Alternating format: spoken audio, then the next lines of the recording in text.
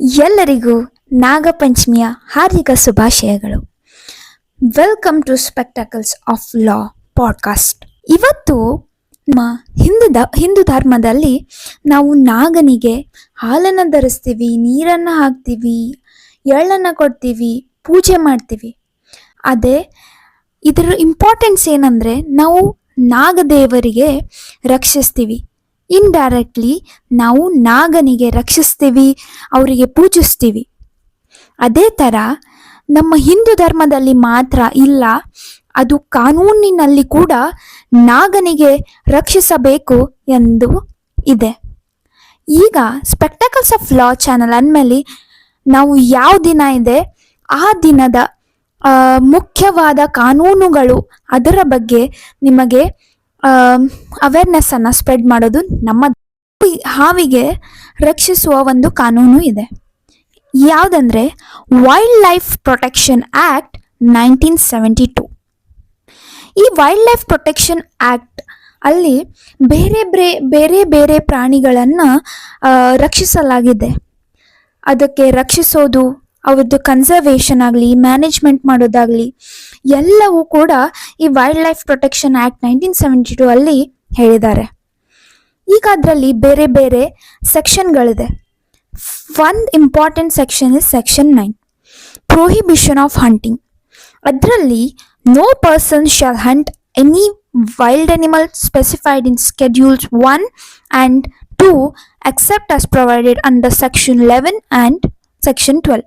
So ಈ section ಪ್ರಕಾರ ನಾವು ಯಾವುದೇ ಕಾಡು ಪ್ರಾಣಿಗಳಿಗೆ ಹಂಟ್ ಮಾಡಬಾರ್ದು, ಅಂದರೆ ಸಾಯಿಸಬಾರ್ದು ಅಂತ ಇದರೊಳಗೆ ಕೊಟ್ಟಿದ್ದಾರೆ. ಬಟ್ ಅದಕ್ಕೆ ಎಕ್ಸೆಪ್ಷನ್ ಸೆಕ್ಷನ್ 11 ಮತ್ತು ಸೆಕ್ಷನ್ 12 ಅಲ್ಲಿದೆ. ಮತ್ತು ಯಾವ ಪ್ರಾಣಿಗಳನ್ನು ರಕ್ಷಿಸಬೇಕು, ಹಂಟ್ ಮಾಡಬಾರ್ದು ಅಂತ ಯಾವುದ್ರಲ್ಲಿ ಕೊಟ್ಟಿದ್ದಾರೆ ಅಂದರೆ ಸ್ಕೆಡ್ಯೂಲ್ 1 and 2. ಈ ಸ್ಕೆಡ್ಯೂಲ್ ಅಂದರೆ ಏನಂದರೆ, ಈಗ ಒಂದು ಸೆಕ್ಷನಲ್ಲಿ ನಿಮಗೆ ಫುಲ್ ಡಿಟೇಲ್ ಆಗಿ ಹೇಳೋದಿಲ್ಲ, ಅದನ್ನು ಇನ್ನೂ ಕ್ಲಾರಿಟಿ ಕೊಡಬೇಕಂತ ಸ್ಕೆಡ್ಯೂಲಲ್ಲಿ ಹಾಕಿರ್ತಾರೆ. ಅದೇ ಥರ ಸ್ಕೆಡ್ಯೂಲ್ 1 and 2 ಅಲ್ಲಿ ಹಾಕಿದ್ದಾರೆ. ಸ್ಕೆಡ್ಯೂಲ್ 1 ಪಾರ್ಟ್ ಸಿ ಒಳಗೆ ರೆಪ್ಟೈಲ್ಸ್ ಅಂತ ಬರುತ್ತೆ. ಆ ರೆಪ್ಟೈಲ್ಸಲ್ಲಿ ನಾನು ಸ್ಪೆಸಿಫಿಕಲಿ ಹಾವಿನ ಬಗ್ಗೆನೇ ಹೇಳ್ತಾ ಇರೋದು. ಒಂದು ಕಿಂಗ್ ಕೋಬ್ರಾ, ದಟ್ ಈಸ್ ನಾಗರ ಹಾವು. ಅದಕ್ಕೆ ಪ್ರೊಟೆಕ್ಷನ್ ಸಿಗತ್ತೆ. ಇಂಡಿಯನ್ ಕೋಬ್ರಾ ಆಗಿರ್ಬೋದು, ಕಿಂಗ್ ಕೋಬ್ರಾ ಆಗಿರ್ಬೋದು. ಮತ್ತೆ ಬೇರೆ ಸ್ನೇಕ್ಸ್, ಅದರ್ ಸ್ನೇಕ್ಸ್ ಅಲ್ಲಿ ಚೆಕರ್ಡ್ ಕಿಲ್ ಬ್ಯಾಕ್ ಅಂತ ಇದೆ, common or Indian rat snake ಅಂತ ಇದೆ, ಡಾಗ್ ಫೇಸ್ ವಾಟರ್ ಸ್ನೇಕ್ ಅಂತ ಇದೆ, ಇಂಡಿಯನ್ ಎಗ್ ಈಟಿಂಗ್ ಸ್ನೇಕ್ ಅಂತ ಇದೆ, ಒಲೈವ್ ಕಿಲ್ ಬ್ಯಾಕ್ ವಾಟರ್ ಸ್ನೇಕ್ ಅಂತ ಇದೆ, ರಸಲ್ ಸ್ವೈಪರ್ ಅಂತ ಸ್ನೇಕ್ ಇದೆ. ಸೊ ಇದನ್ನ ಕೂಡ ರಕ್ಷಿಸಲಾಗಿದೆ.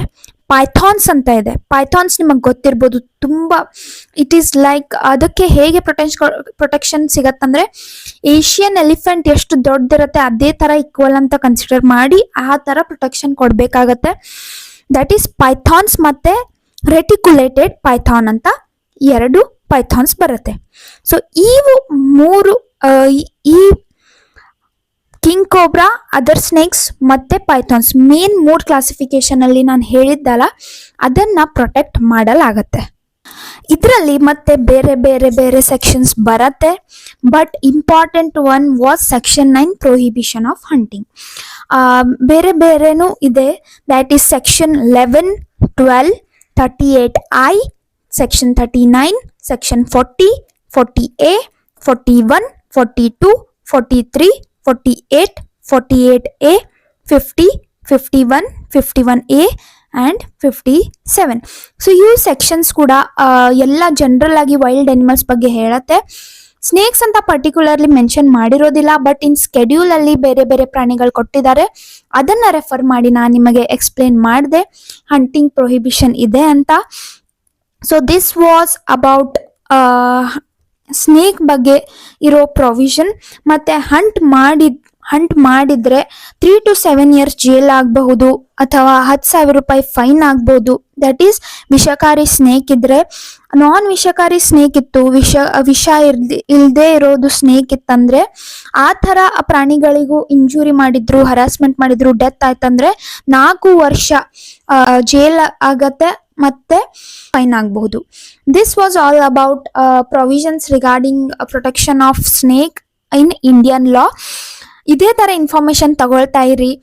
ಆಮೇಲೆ ಹೀಗೆ ಇನ್ಫಾರ್ಮೇಷನ್ ಶೇರ್ ಮಾಡಿ, ಲೀಗಲ್ ಅವೇರ್ನೆಸ್ ಸ್ಪ್ರೆಡ್ ಮಾಡಿ.